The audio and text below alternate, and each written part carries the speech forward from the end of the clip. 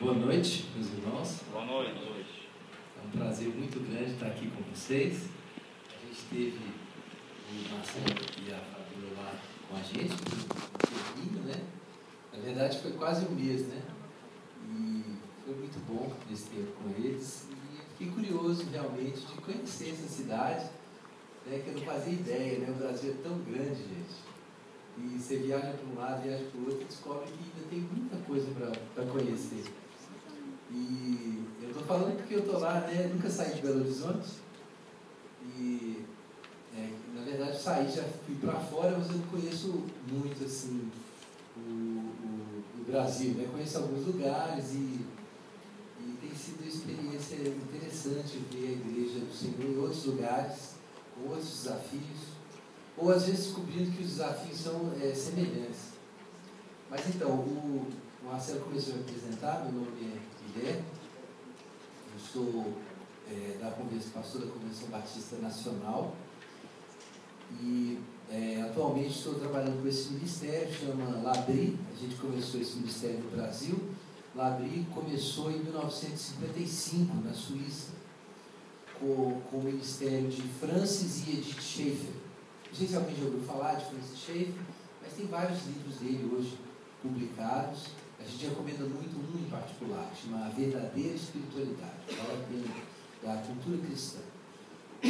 Mas, então eles começaram um ministério na Suíça, em 55, que o contexto de surgimento desse ministério é bem interessante para entender também como que a gente trabalha hoje aqui no Brasil. A igreja tinha, na Europa, estava passando por um momento muito difícil.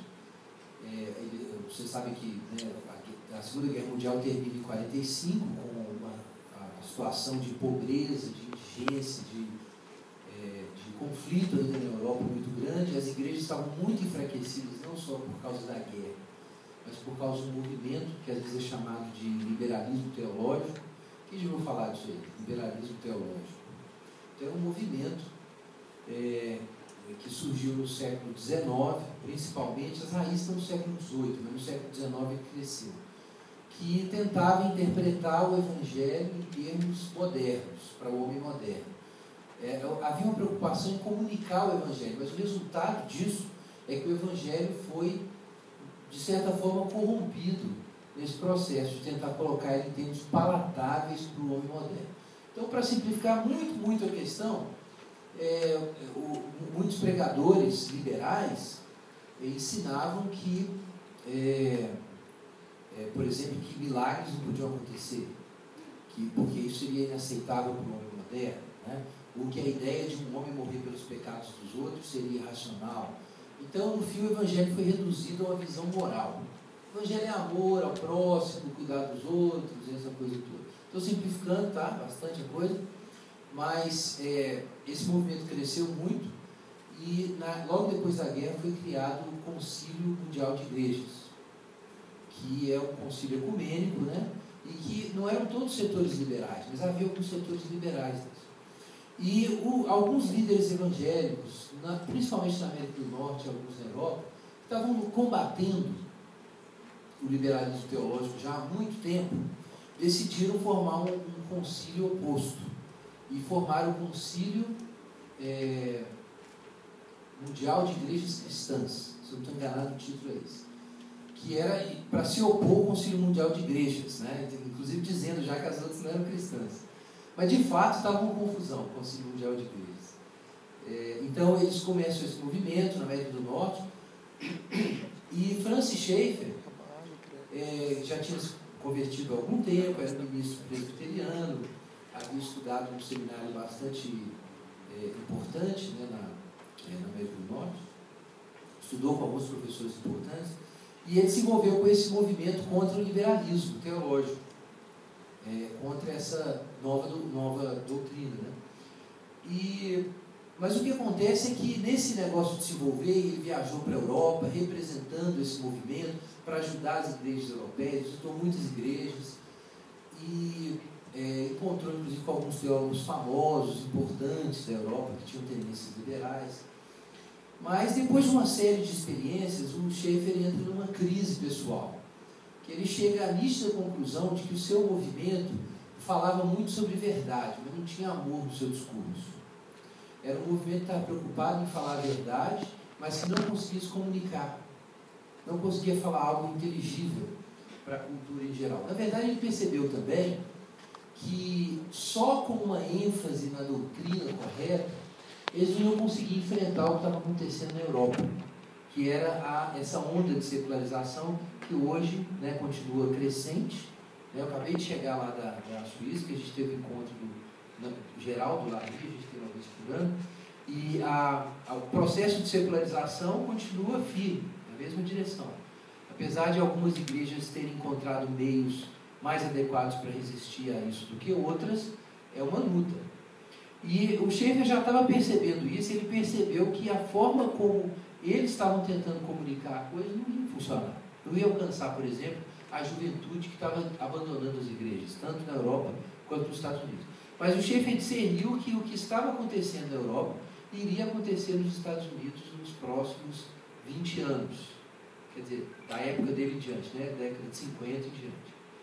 E aconteceria aqui também, com mais uns 20 ou 30 anos, que é a situação nossa. E o que houve então? Ele entra nessa crise e ele percebe que a própria vivência de fé dele tinha era muita ortodoxia, mas pouca realidade na vida cristã, pouca experiência real de quem é Deus de fato e de qual é a nossa presença, que é a nossa função no mundo, afinal de contas. Então ele entra numa crise de fé, uma coisa terrível, quase que ele perde a fé. Mas ele sai dessa experiência com alguns insights. Ele foi ajudado por alguns irmãos, inclusive um irmão chamado Hans Ruckmacher, um historiador da arte, que era cristão também, que estava na Holanda. E ele emerge dessa experiência com algumas coisas que não eram exatamente novidades, mas para ele e para aquele momento foram novidades, né? Uma coisa importante é que o Evangelho não diz respeito apenas à nossa vida interior, ou à nossa vida como comunidade cristã, mas ele tem a ver com o todo da vida. Essa é uma descoberta muito importante que ele alcançou a partir dessa experiência. É o que a gente colocando em outros termos, o senhorio de Cristo sobre o todo da vida. Então isso é uma coisa muito forte nessa experiência que ele tem. Ele descobre que o Evangelho é integral. Uma das razões por que ele estava entrando em colapso é que o Evangelho dele era muito pequeno. Então ele pregava um Evangelho muito menor do que a vida. E por isso não pegava, não dava sentido. Que a vida era desse tamanho, o Evangelho que pregava era desse tamanho, não dava certo. O outro problema que ele teve que encarar era a falta de amor na comunicação do Evangelho. E por isso eles fundam a comunidade Labri, que era um contexto em que as pessoas eram recebidas para trazer suas perguntas, tanto cristãos como não cristãos. Muitos não cristãos, mas cristãos também com suas perguntas sobre a fé, suas dúvidas e tal. Mas o contexto para discutir nunca era teórico simplesmente, nem hierárquico. Era uma comunidade praticando hospitalidade. Abria a casa dele para as pessoas conversarem.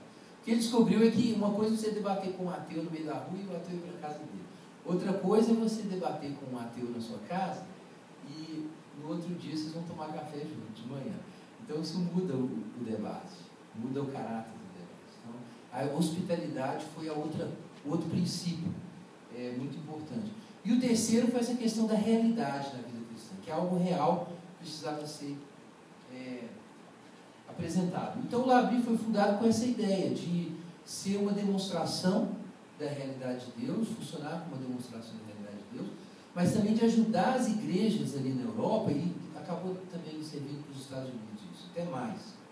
Ajudar as igrejas a se comunicarem com o mundo, como estava surgindo ali, né? Como estava se desenvolvendo ali. E o Schaeffer era bem evangelista, né? Claro que o Labri depois teve muitos obreiros, outros líderes, e cada líder tem seu tipo de ministério, né? Mas o Schaeffer era muito evangelista.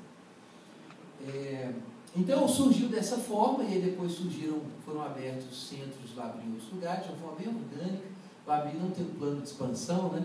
Assim, vamos plantar unidades de Labri. Eu não expliquei, gente. Labri significa abrigo, tá? Em francês, um abrigo. Vamos plantar unidades em vários lugares. Não existe esse plano. Acontece quando abre em algum lugar, né? Então existe também essa expectativa de que Deus é que tem que mover para abrir algum lugar. Então existe, na Europa a gente tem 4, tem 2 nos Estados Unidos, um no Canadá, um na Austrália, um na Coreia, e tem um no Brasil. Na verdade, um na América Latina. A gente está orando sobre a possibilidade de ter outro, talvez no Chile, porque alguns irmãos se aproximaram, começaram a envolver com Labri e tal, então nós estamos orando sobre isso. Mas, por enquanto, a gente só tem esse Labri. Todos os Labris funcionam do mesmo jeito, eles são comunidades pequenas, são alguns casais de obreiros e alguns solteiros que se reúnem para cuidar, né, das pessoas e estudar a palavra de Deus e tal. E muita gente já passou pelo Labri, é um ministério bem pequenininho, mas que de alguma forma teve sua influência. Então, talvez alguns conheçam, para ilustrar aqui, talvez alguns conheçam o Jocum aqui, né? Então, o Loren Cunningham, por exemplo, ele estava em Lausanne, preparando ali a base do projeto dele. Na verdade, ele passou um tempo no Labri como Schaefer, quando ele estava lançando as bases do projeto dele. Depois é que ele vai para Lausanne, desce de Uemors, que é o caminho ali. Ele desce de Uemors, onde é o Labri, e ele vai para Lausanne, e aí eles começam o trabalho lá. Mas tem outros projetos, como Food for Hunger, Prison Fellowship, tem ministérios contemporâneos, como o da Nancy Pierce também, que começaram relacionados com o Labri. A Rocha, que é um ministério que trabalha com a área de meio ambiente, o Ministério Cristão que trabalha com o meio ambiente, e começou também com uma influência de Labri. E também na área de artes teve uma influência legal. As primeiras associações de artistas cristãos da Europa e nos Estados Unidos foram fundadas a partir do pessoal ligado ao Labri também. Alguns movimentos até na área de fé e ciência, como o design inteligente, alguns talvez tenham ouvido falar sobre esse movimento. Ele também tem ligações por causa do Charles Taxton, que começou o trabalho dele as primeiras vezes que a proposta do design inteligente foi apresentada foi no Hamburgo também. Então é um ministério meio underground, assim, se você perguntar, muita gente nunca ouviu falar do ministério, mas você certamente ouviu falar de algum ministério que começou porque alguém passou lá. Mas o Labri não pode ficar muito maior do que ele é, porque ele só funciona porque é hospitalidade, e hospitalidade não pode virar hotel para 1000 pessoas, tem que ser de pouquinho, né? Mas isso é para dar um panorama para os irmãos, né, do tipo de trabalho que a gente faz. Então a gente tem uma casa, a gente tem uma parceria com a Missão Amém, e a gente recebe as pessoas numa casa onde a gente tem um centro de estudo sobre teologia e vida cristã. Acho que era bom falar um pouco do meu background aqui, também por isso, né? A gente trabalha muito com teologia no Labri, mas a teologia para nós tem que ter a ver com a vida cristã, de algum modo. Quando você ouve as coisas que a gente fala no início, você pode estranhar um pouco, porque a gente diz que está falando de teologia, mas aí a gente fala de política, de filosofia, do que está acontecendo na cultura, mas no fim a gente está preocupado com a vida cristã.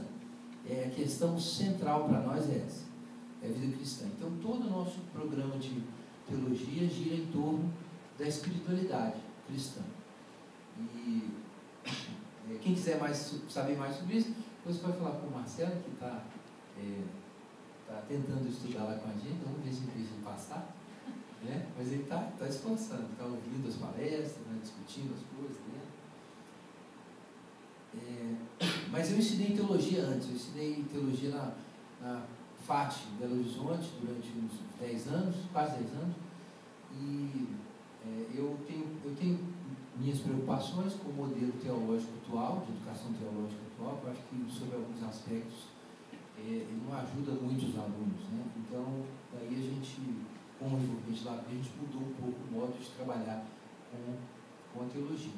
Mas não tenho nada contra a teologia, de forma alguma. A teologia é fundamental para a igreja, o estudo teológico é fundamental. Mas acho que a gente precisa reformular um pouco a educação teológica.